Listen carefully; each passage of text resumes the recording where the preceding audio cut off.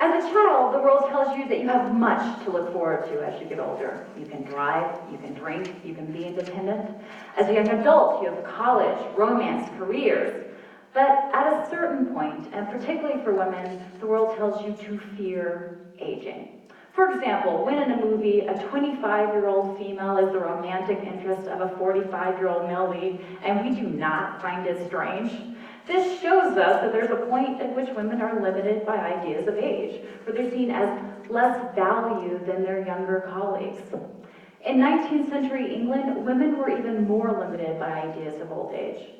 My research looks at how women use the marginalization of age to fight for greater rights in society. And then it looks at how novels reflect and build on that fight. Now, in order to understand how age might limit a woman's opportunities, I first had to understand how women were conceived of as old in the Victorian period.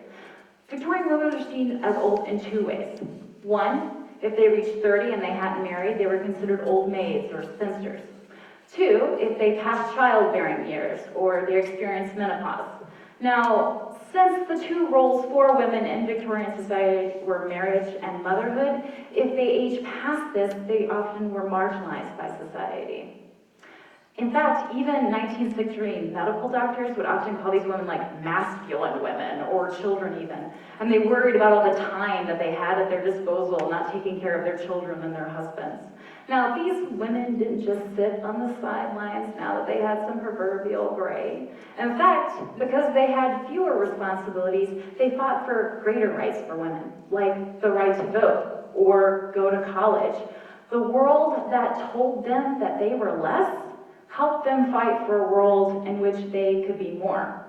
Now, as a person who studies Victorian novels, though, I had to ask myself, well, how do the novels reflect this? So I began looking at novels that had main character older women.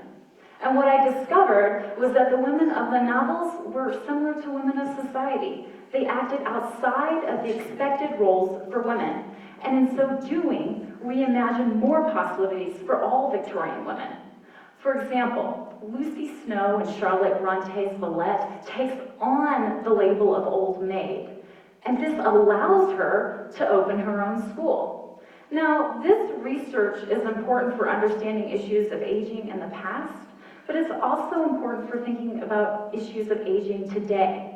When I see an ad for anti-aging cream, I can consciously reject that ad. Realize that anxiety about aging is a distraction from the real fights that we still have today, like equal pay or the equal opportunity to play a middle-aged man and a middle-aged woman in a movie.